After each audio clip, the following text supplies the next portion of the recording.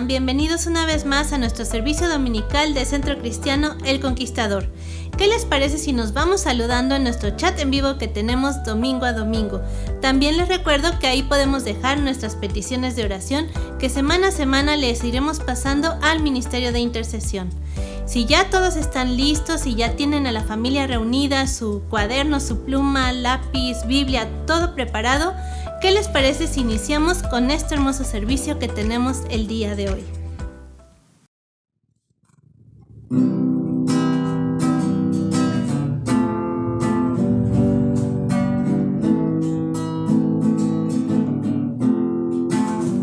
Contracorriente, caminamos en sentido diferente de las manecillas de este mundo loco que no sabe, que no entiende cuál es nuestro motor. Contracorriente, con las manos extendidas y en la mente la palabra que nos viene a dar cordura, para otros locura, la palabra de amor. Sigue adelante, que Jesús sostiene tu andar.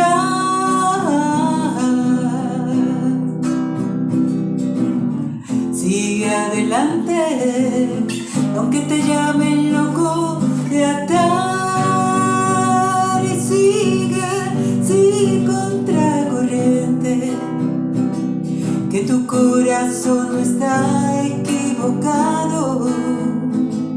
Continúa con la mano en el arado, el corazón valiente, y nunca mires atrás. Contracorriente, caminamos en sentido diferente de las manecillas de este mundo loco que no sabe, que no entiende cuál es nuestro motor. Contracorriente, con las manos extendidas y en la mente la palabra que nos viene a dar cordura, para otros locura, la palabra de amor. Sigue adelante, que Jesús sostiene tu andar. Sigue adelante, aunque te llamen loco de atar. Sigue contracorriente, que tu corazón no está equivocado. Continúa con la mano en el arado, el corazón valiente, y nunca mires atrás. Y nunca mires atrás, que Jesús sostiene tu andar.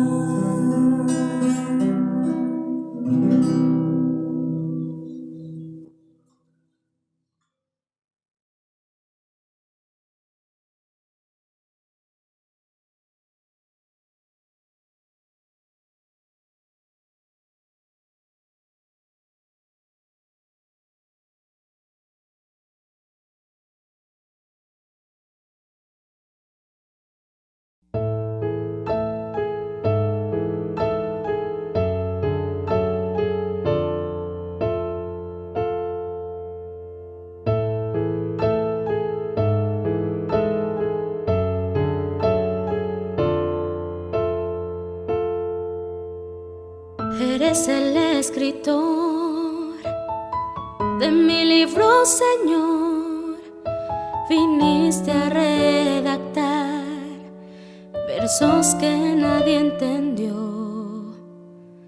Quisiste en él plasmar las líneas de tu pensar, y aunque se maltrató, lo pudiste publicar. publicar en los créditos de mi salvación. Está tu nombre escrito, mi Jesús, autor de vida eterna, eres tú.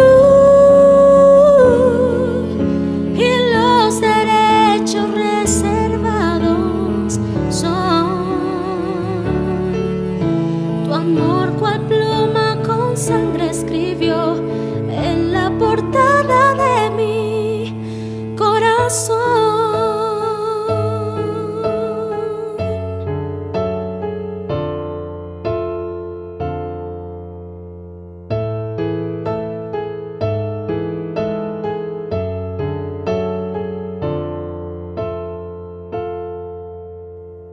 Eres el escritor de mi libro, Señor, viniste a redactar versos que nadie entendió. Quisiste en él plasmar las líneas de tu pensar, y aunque se maltrató, lo pudiste publicar en los créditos de mi salvación. Está tu nombre escrito, mi Jesús, autor de vida eterna, eres tú. Y los derechos reservados son tu amor cual pluma con sangre escribió en la portada de mi corazón,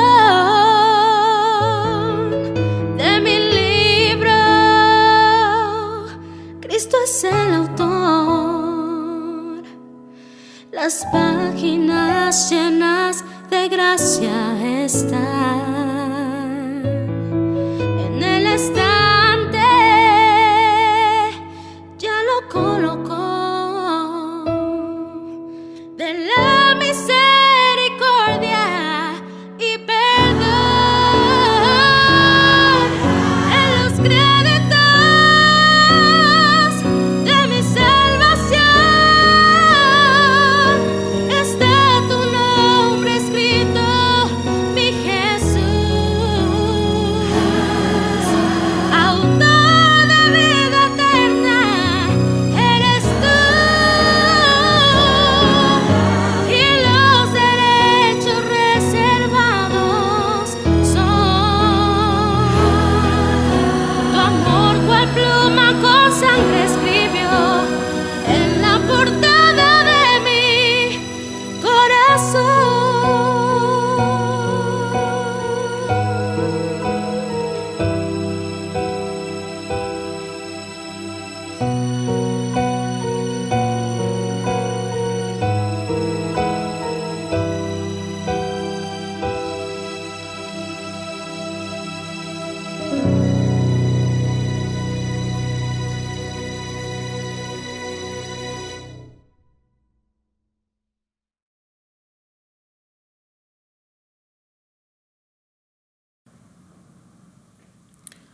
Muy buenos días, queridos y amados amigos, hermanos en Cristo que nos sintonizan esta mañana.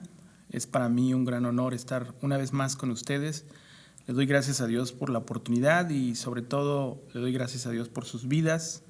Espero de todo corazón que esté recibiendo las bendiciones del Señor, que Dios esté bendiciendo sus vidas, sus corazones, su familia, sus negocios, su trabajo.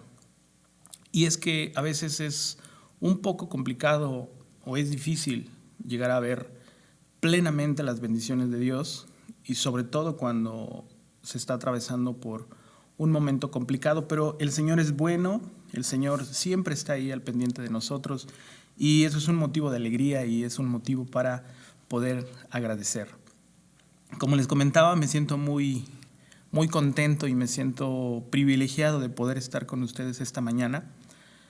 Y el mensaje que Dios ha puesto en mi corazón, el mensaje que Dios ha puesto para cada uno de nosotros, esta mañana lleva por título el recuento de los daños. Y es que después de una batalla, después de un enfrentamiento, después de una circunstancia difícil, uno tiene la tendencia a hacer un recuento de los daños, qué es lo que ha perdido. De hecho, los contrincantes en una pelea toman este parámetro, un recuento de los daños, para verificar si han salido vencedores o si han sido perdedores.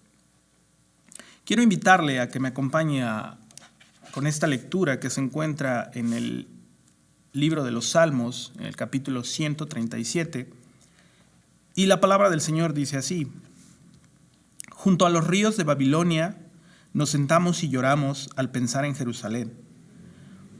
Guardamos las arpas, las colgamos en las ramas de los álamos, pues nuestros captores nos exigían que cantáramos, los que nos atormentaban insistían en un himno de alegría.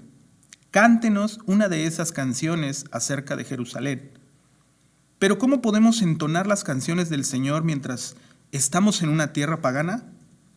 Si me olvido de ti, oh Jerusalén, que mi mano derecha se olvide de cómo tocar el arpa, que la lengua se me pegue al paladar si dejo de recordarte.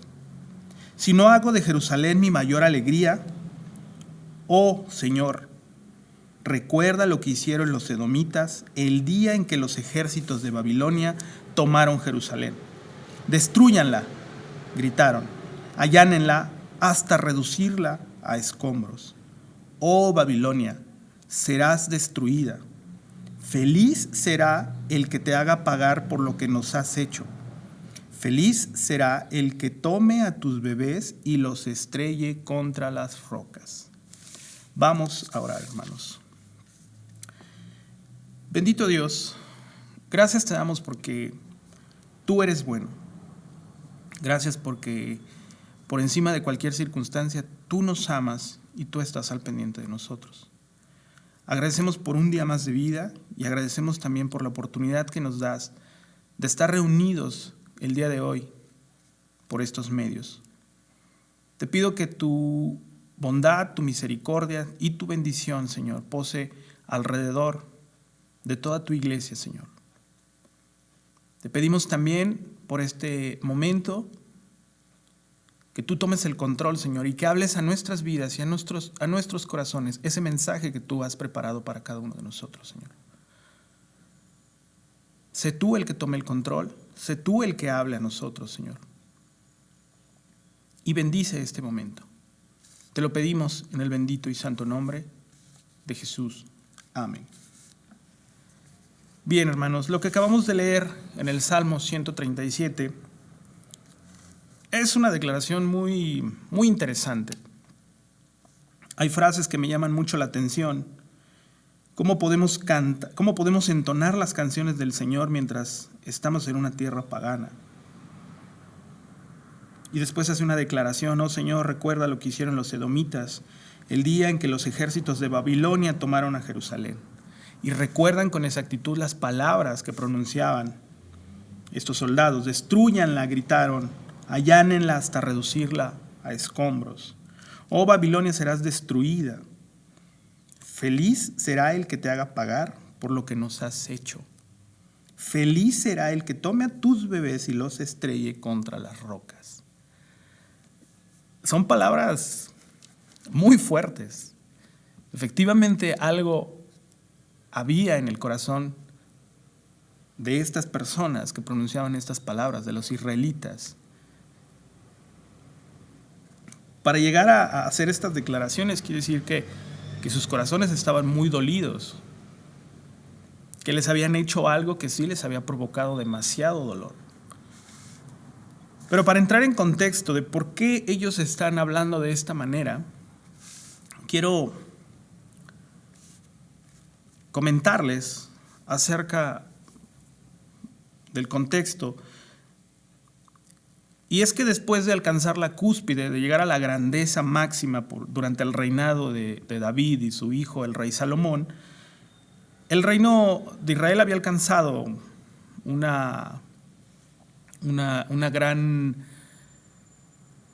se había convertido en una potencia, hablando no solamente económicamente, sino en el ejército. Era un ejército muy poderoso.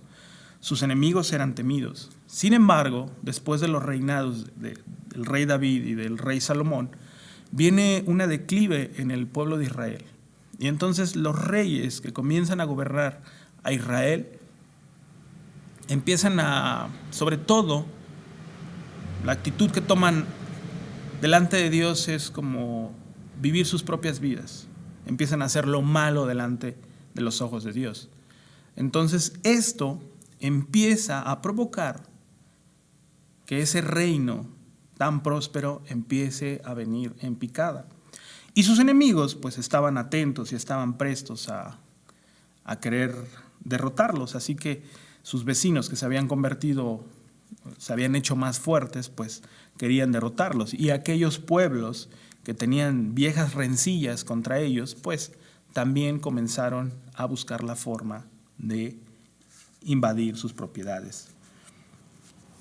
Así que sucede algo muy interesante. El pueblo de Israel se dividía en dos ramas, en el reino del norte y el reino del sur, las tribus del norte y las tribus del sur. Así que los asirios aprovecharon esta situación para conquistar el reino del norte. Los asirios conquistaron el reino del norte. ¿Por qué se dividió el pueblo de Israel? ¿Por qué estaba dividido en dos reinos? En el reino del norte y en el reino del sur.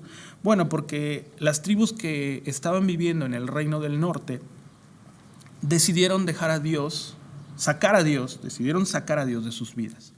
Empezaron a vivir sus vidas de forma desenfrenada, se alejaron completamente de Dios, fueron en busca de otros dioses paganos. Así que, de alguna forma, ellos tomaron la decisión, simple y sencillamente, de dejar a Dios fuera de sus vidas. Mientras tanto, el reino del sur o las tribus que vivían en el sur fueron un poco más, pues más inteligentes, así que no sacaron del todo a Dios. Y ahí hubo una división. Ellos dijeron, nosotros no queremos contaminarnos, entonces ahí hubo una división. Los que quisieron vivir a su forma y a su manera, y los que todavía quisieron guardar y tener temor de Dios. Así que mientras estas tribus que quedaron, las tribus del sur, trataron de mantenerse como aquella nación poderosa. Sin embargo, a finales del siglo VII a.C., Babilonia parecía estar decidida a poner bajo su órbita, o sea, bajo esclavitud, a este pequeño estado judío.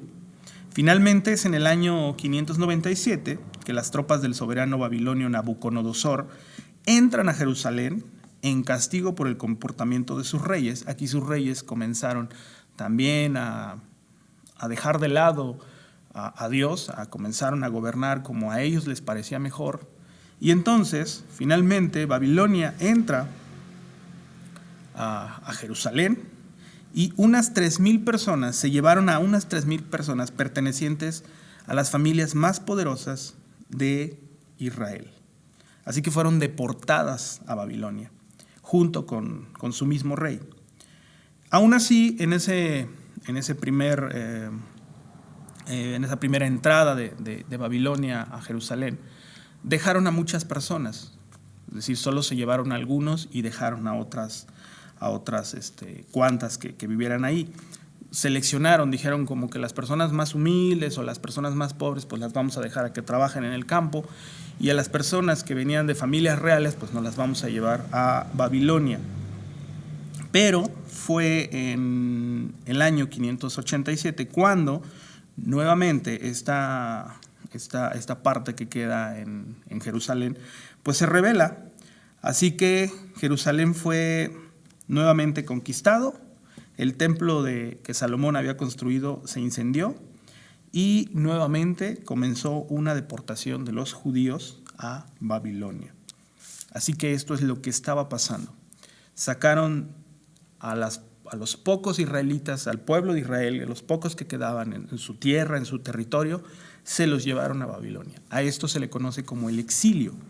Y en el Salmo 137, estos hombres, estas personas que están expresando ese sentir, son aquellas que fueron llevados a Babilonia. Dice: junto a los ríos de Babilonia nos sentamos y lloramos al pensar en Jerusalén. Guardamos las arpas, las colgamos en las ramas de los álamos. Estaban tristes. Estaban en un lugar que no conocían, en un lugar que no era su tierra, con un lenguaje que no era el que hablaban, con una cultura totalmente distinta, con dioses totalmente distintos, dioses que adoraban. Así que esto es lo que en contexto es lo que estaba pasando. Israel había salido hacia el exilio. Ahora se encontraba en Babilonia. Así que la toma de Jerusalén, o sea, esta toma por el rey Nabucodonosor, significaría para los israelitas un largo exilio en las tierras de Mesopotamia. Pero aquí darían una nueva forma a una nueva idea de Dios. Es decir, aquí sucedería algo que incluso afecta nuestra historia y el tiempo de hoy. Algo sucedería. En el segundo libro de Reyes, el capítulo 25, del 8 al 15, nos dice: en el 14 de agosto de ese año, que era el año 19 del reinado de Nabucodonosor, llegó a Jerusalén Nabuzaradán, capitán de la guardia y funcionario del rey babilónico. Quemó por completo el templo del Señor, el palacio real y todas las casas de Jerusalén. Destruyó todos los edificios importantes de la ciudad. Después supervisó a todo el ejército babilónico mientras derribaba por completo las murallas de Jerusalén. Entonces Nabuzaradán, capitán de la guardia, se llevó cautivas a las personas que quedaban en la ciudad, a los desertores que habían jurado lealtad al rey de Babilonia y al resto de la población. Pero el capitán de la guardia permitió que algunos de los más pobres se quedaran para cuidar viñedos y los campos. Los babilonios hicieron pedazos las columnas de bronce que estaban al frente del templo del Señor, las carretas de bronce para llevar agua y el enorme tazón de bronce llamado el mar. Y se llevaron todo el bronce a Babilonia. También se llevaron los recipientes para la ceniza, las palas, las despabiladeras de las lámparas, los cucharones y todos los demás objetos de bronce que se utilizaban para realizar los sacrificios en el templo. El capitán de la guardia también se llevó los recipientes para quemar incienso y los tazones y todos los demás objetos de oro puro o de plata. En este relato, en el segundo libro de Reyes, en el capítulo 25, del 8 al 15, nos da una descripción mucho más amplia de lo que estaba pasando o de lo que sucedió. Saquearon todo, quemaron el templo, derribaron las murallas y se llevaron todo el tesoro que tenía Israel, se lo llevaron. Esto era lo que estaba pasando. Y aquí podemos ver, haciendo un paréntesis, vemos a dos situaciones que se contraponen. Vemos a un grupo que es llevado, el reino del norte, por los asirios, por el ejército asirio, y ellos tenían una técnica cuando conquistaban un pueblo. Ellos lo que hacían era, los separaban, hacían que se dispersaran, los mandaban a diferentes pueblos, les quitaban su lengua materna, su idioma, los hacían hablar un nuevo idioma, les quitaban su identidad y prácticamente los desaparecían del mapa. No tanto como matarlos, pero sí los hacían pertenecer a una cultura totalmente distinta. De tal forma que las generaciones que seguían enseguida de ellos, pues adoptaban la nueva nacionalidad o la nueva identidad en donde se encontraban. Pero los vemos a ellos en una situación en la que de alguna forma se encontraban eran las consecuencias de sus actos. De alguna forma ellos habían buscado lo que les estaba pasando. Eran las consecuencias de sus malas decisiones. Pero del otro lado también vemos que hay personas que fueron arrastrados por las circunstancias de lo que estaba pasando. Y es que hoy en día, hermanos, las situaciones a las que nos enfrentamos pueden ser o por malas decisiones que hemos tomado o por circunstancias que la vida nos presenta.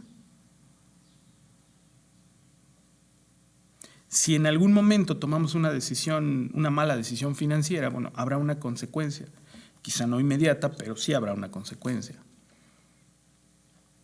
Pero hay otras situaciones como lo que sucede con la pandemia, que de repente llegó y que es ajena a nosotros y que hizo cerrar negocios o hizo perder empleos. Son circunstancias que la vida nos presenta. Y estas son las dos situaciones en las que se estaba encontrando el pueblo de Israel. Una parte que había sufrido las consecuencias de sus actos y otra parte que estaba enfrentando una situación o un daño colateral. Así que en esta parte de la historia encontramos a un hombre. Voy a mencionar a un solo hombre para enfocarnos en este mensaje, aunque hay muchos personajes que menciona esta historia, y es que esta es una historia enriquecedora y es una historia exquisita, hablando históricamente, pero también hablando históricamente hay un material de verdad exquisito. Y solo por centrarnos en un hombre llamado Daniel. Y encontramos en el libro de Daniel, en el capítulo 1, en el versículo 1 al 17, nos dice este relato: durante el 3er año del reinado Joacim, rey de Judá, llegó a Jerusalén el rey Nabucodonosor de Babilonia y la sitió. El Señor le dio la victoria sobre el rey Joacim de Judá y le permitió llevarse algunos objetos sagrados del templo de Dios. Así que Nabucodonosor se los llevó a Babilonia y los puso en la casa del tesoro del templo de su Dios. Luego el rey ordenó a Aspenaz, jefe del Estado Mayor, que trajera al palacio a algunos de los jóvenes de la familia real de Judá y de otras familias nobles que habían sido llevados a Babilonia como cautivos. Selecciona solo a jóvenes sanos, fuertes y bien parecidos, le dijo. Asegúrate que sean instruidos en todas las ramas del saber, que estén dotados de conocimiento y de buen juicio y que sean aptos para servir en el palacio real. Enseña a estos jóvenes el idioma y la literatura de Babilonia. El rey les asignó una ración diaria de la comida y del vino que provenían de su propia cocina. Debían recibir entrenamiento por 3 años y después entrarían al servicio real. Daniel, Ananías, Misael y Azarías fueron 4 de los jóvenes seleccionados, todos de la tribu de Judá. El jefe del Estado Mayor les dio nuevos nombres babilónicos. A Daniel lo llamó Beltsasar, a Ananías lo llamó Sadrach, a Misael lo llamó Mesac, a Azarías lo llamó Abed-Nego. Sin embargo, Daniel estaba decidido a no contaminarse con la comida y el vino dados por el rey. Le pidió permiso al jefe del Estado Mayor para no comer estos alimentos inaceptables. Ahora bien, Dios había hecho que el jefe del Estado Mayor le tuviera respeto y afecto a Daniel. Pero le respondió: tengo miedo de que mi señor, el rey, quien ordenó que ustedes comieran estos alimentos y bebieran este vino, si se vuelven pálidos y delgados en comparación con otros jóvenes de su edad, temo que el rey mandará a decapitarme. Entonces Daniel habló con el asistente que había sido designado por el jefe del Estado Mayor para cuidar a Daniel, Ananías, Misael y Azarías, y le dijo: por favor, pruébanos durante 10 días con una dieta de vegetales y agua. Al cumplirse los 10 días, compara nuestro aspecto con el de los otros jóvenes que comen la comida del rey. Luego decide de acuerdo con lo que veas. El asistente aceptó la sugerencia de Daniel y lo puso a prueba por 10 días. Al cumplirse los 10 días, Daniel y sus 3 amigos se veían más saludables y mejor nutridos que los jóvenes alimentados con la comida asignada por el rey. Así que, desde entonces, el asistente les dio de comer solo vegetales en lugar de los alimentos y el vino que servían a los demás.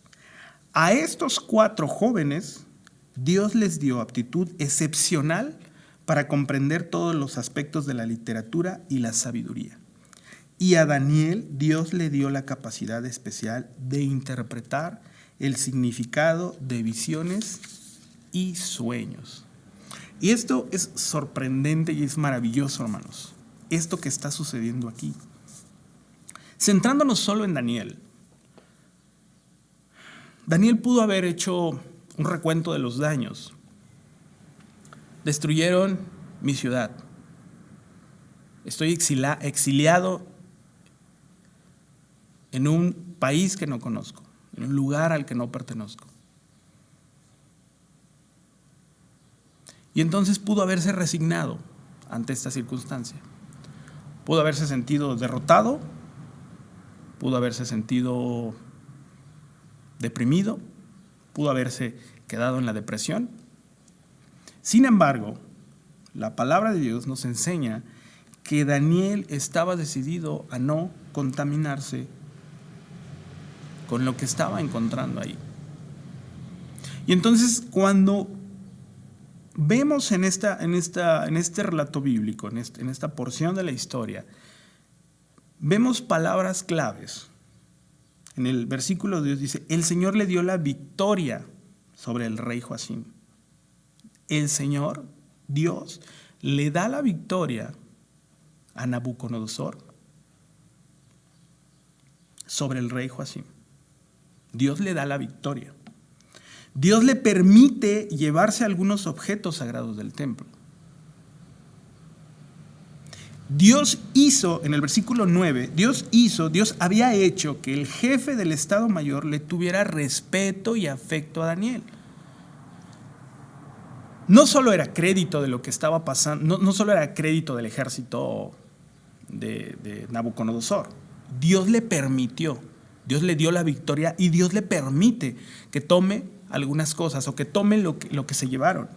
Y después dice, Dios hace que el jefe del Estado le tuviera respeto y afecto a Daniel. No solo Daniel se había ganado ese respeto, Dios hizo que se ganara o que le tuviera ese respeto. Dios le dio a estos 4 jóvenes, en el versículo 17, Dios le dio la aptitud excepcional de comprender todos los aspectos de la literatura y de la sabiduría. Y Dios le da a Daniel la capacidad de interpretar el significado de sueños y de visiones. Es decir, a pesar de todo lo que estaba pasando, Dios estaba presente con ellos. Dios estaba obrando en medio de una tragedia. Y si Daniel se hubiera quedado al hacer el recuento de los daños, de lo que había sucedido, si Daniel hubiera dicho, ya,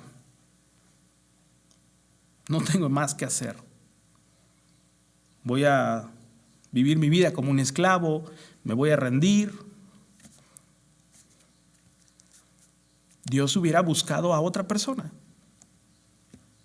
Pero Daniel decide no contaminarse con la comida y el vino dados por el rey. Pero no solo decide no contaminarse con la comida, sino decide no contaminarse con toda esa cultura. Es decir, él sigue fiel a lo que cree.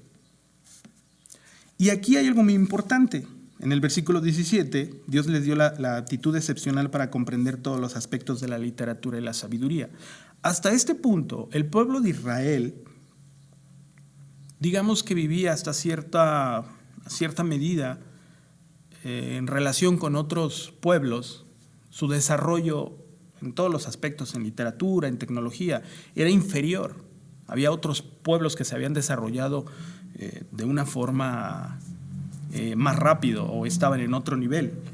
Pero esto sucedía porque el pueblo de Israel estaba más ocupado viviendo su vida de desenfreno. Es decir, Dios les había dado todas las condiciones para que ellos sobresalieran por encima de todos. Sin embargo, digamos que no lo quisieron. ¿Y se ha encontrado alguna vez usted con alguna persona que dice, rayos, esta persona tiene todas las condiciones para tener éxito en lo que quisiera hacer, pero no lo explota porque su decisión es hacer otras cosas? Bueno, pues si esto le suena familiar, esto le pasaba al pueblo de Israel. Así que había otras culturas que se habían desarrollado mucho más rápido o que estaban en otro nivel. Y es ahí a donde son llevados estos jóvenes. Dios les da la aptitud excepcional. El rey Nabucodonosor había ordenado que se les enseñara, que los prepararan. Y pareciera finalmente que Daniel y sus amigos toman esto algo así como un intercambio escolar. Es decir, salen de un lugar en donde no van a poder aprender algo que desean estudiar y son llevados a otro país. Salen de México para ir a Europa, un solo ejemplo, donde aprenden, donde están siendo enseñados. Y quizá la idea de Nabucodonosor en un principio era que el sistema los cambiara a ellos, pero finalmente ellos terminan cambiando el sistema. Más adelante en esta misma historia encontramos a 3 jóvenes que son echados a un horno por el rey Nabucodonosor, y era un hombre sanguinario. Y para su sorpresa, en el horno ve a 4 personas caminando como si nada, y salen del horno los 3 jóvenes que él había echado. Se sorprende, y por supuesto que esto tiene un impacto. Entonces, hermanos, aquí haciendo Daniel el recuento de los daños, él se da cuenta de todo lo que sucedió. Hace un recuento de los daños y él se puede dar cuenta. Y muchas personas en el Salmo 137 en verdad estaban sufriendo, en verdad estaban pasando por una situación muy difícil que los lleva a expresarse de esa manera. Qué tanto dolor y qué tanta tristeza había en su corazón para que desearan que sus niños fueran azotados en rocas. Haciendo un recuento de los daños, Daniel tenía las herramientas suficientes como para decir, aquí no hay nada que hacer. Pero Dios tenía un plan, Dios ya estaba trabajando. Y Dios abre caminos donde no los vemos, abre caminos donde no los hay. Y entonces, una vez que Daniel hace el recuento de los daños, él tiene la decisión, él tiene la opción de poder decidir quedándose a lamentarse, o puede tomar la decisión de aprovechar la oportunidad y de ser utilizado como Dios lo tenía planeado.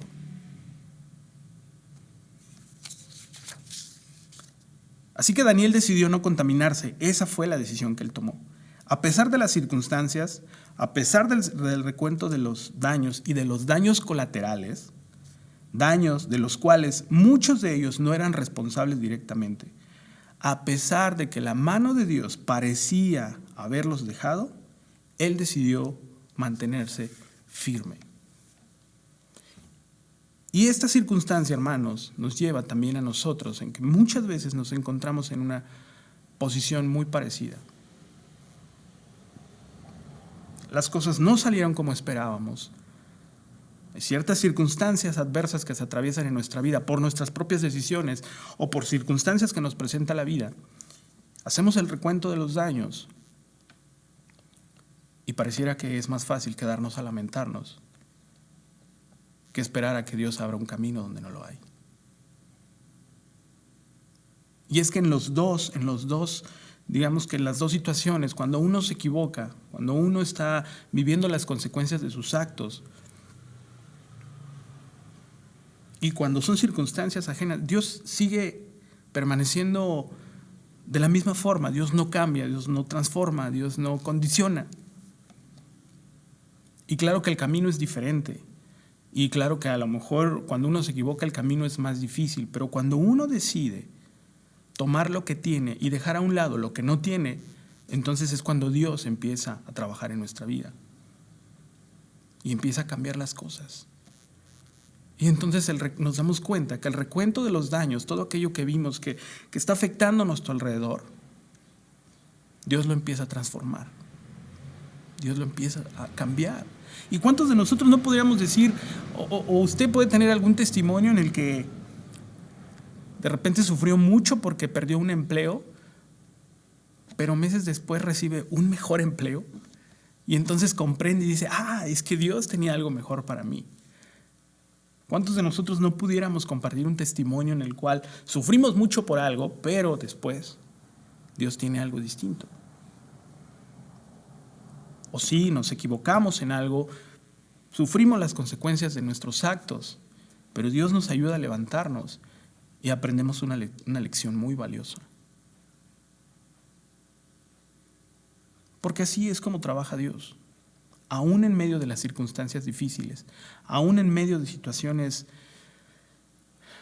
que son muy complicadas, aún ahí Dios sigue trabajando. Pero ese trabajo comienza con la decisión que usted y yo tomamos. Daniel decidió no contaminarse y entonces Dios hizo que el jefe del estado le tuviera respeto. Y entonces Dios hizo que tuvieran una aptitud excepcional para comprender todos los aspectos de la literatura y la sabiduría. Y hasta este momento de la historia, lo que hoy nosotros conocemos como la Biblia, como un libro que contiene una serie de libros, hasta este instante de la historia, todo lo que se sabía acerca de Dios era en una forma hablada. Las generaciones conocían a Dios por lo que escuchaban de sus padres. Y los padres se los contaban a sus hijos y los hijos a los hijos de sus hijos y así sucesivamente. Pero cuando ellos aprenden lo que es la literatura, a partir de ahí ellos comienzan a escribir. Y es lo que después se convierte en los libros que hoy en día tenemos como la Biblia. Dios tenía un propósito. Y hermano, ¿cuántas veces usted se ha sentido en el exilio? Y no me refiero literalmente a estar fuera de casa, sino que aún estando en un lugar al que pertenece, siente no pertenecer. O se ha sentido alejado de Dios. ¿A cuánto les ha podido afectar el hecho de no estar reunidos? De no venir a la iglesia y estar físicamente aquí.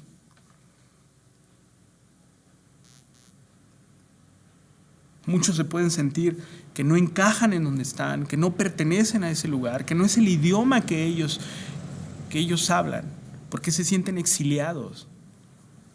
Pero aún ahí Dios puede abrir un camino donde no lo hay. Y por último, hermanos, quiero terminar con un testimonio. Creo que Dios lo pone en mi corazón para que lo comparta con ustedes. Y exactamente el día de hoy de hace un año, mi padre partió con el Señor. Exactamente el día de hoy. A los primeros meses, pues fue vivir el duelo, ¿no? de haber perdido a mi padre. Y yo decía, haciendo el recuento de los daños, yo decía, pues se perdió la batalla. Perdí a mi padre. Esa era la frase que yo traía en mi mente, haciendo el recuento de los daños, ¿no? De lo que había sucedido y cómo se había dado el cómo partió mi padre con el Señor. Pero después el Señor me habló y el Señor me hizo, o me aclaró el panorama. Y descubrí que no había perdido la batalla. Al contrario, Él había ganado. Él había llegado a la meta. El Señor ya lo tenía así decidido. Así que no se había perdido la batalla. Él había ganado. Y yo no había perdido a mi padre. Yo en ese momento me di cuenta que había ganado una esperanza mucho más viva, una esperanza verdadera y una esperanza firme de que yo le volvería a ver. Y esa esperanza al día de hoy sigue estando tan viva como a partir de ese momento. Tengo esa esperanza firme que un día lo voy a volver a ver. Días antes, 2, 3 días antes de que él partiera con el Señor, tuve la oportunidad de estrechar su mano y él tomó mi mano, y en ese momento yo no me percataba que era un tipo de despedida. Y después de recibir la noticia yo decía, pues por lo menos me despedí, pero aún tengo ese recuerdo vigente, y para mí significa el hecho de que no fue un adiós, sino un hasta pronto, porque esa es la esperanza que yo tengo. Así que, hermano, usted hoy puede hacer un recuento de los daños, de lo que ha sucedido en su vida, y tiene el poder de la decisión. Usted puede decidir quedarse ahí preguntándose, lamentándose por las cosas que no son y que no van a cambiar, o usted puede ver un camino donde no lo hay, y un camino que solo Dios puede abrir.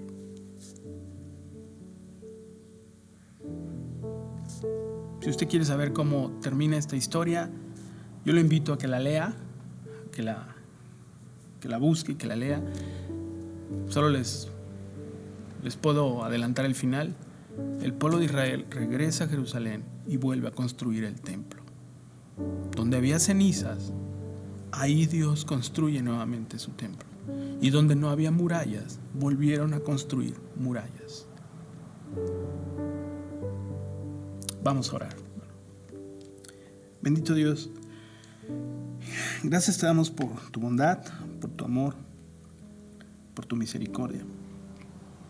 Gracias porque a pesar de los momentos difíciles, complicados, Señor, que se nos presentan en la vida, tú siempre estás ahí para tendernos la mano y para darnos las herramientas que necesitamos para poder salir adelante, para comenzar a caminar sobre un camino que aún no está, pero que solo tú puedes construir.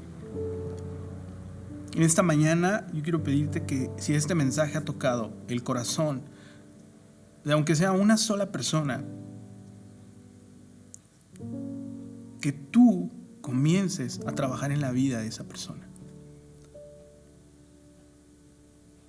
Que cambies quizá la perspectiva de lo que está sucediendo con respecto a lo que ha pasado en los últimos días, o quizá de algo que ha venido arrastrando durante mucho tiempo.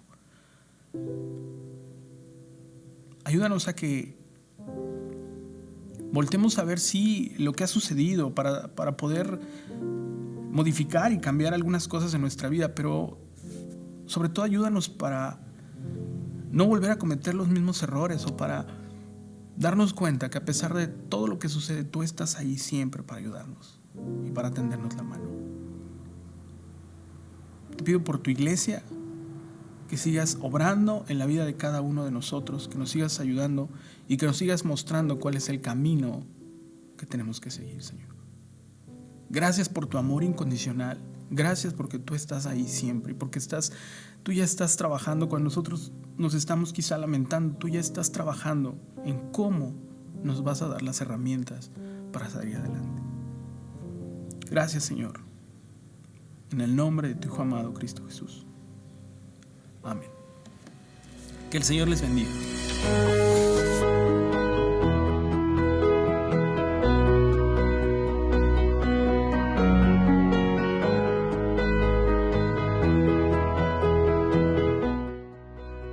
Muchas gracias a nuestro hermano Carlos Aguilar por esta hermosa palabra que nos trajo el día de hoy.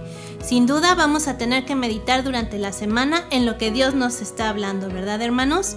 Y bueno, antes de irnos me gustaría invitarlos a todos que si les gustaría participar en nuestro ministerio de despensas, se puedan poner en contacto con nuestro hermano Jorge y nuestra hermana Polita, o también con nuestro hermano Eleazar, para que nos podamos coordinar y así hacer llegar la ayuda a la mayor cantidad de personas posible.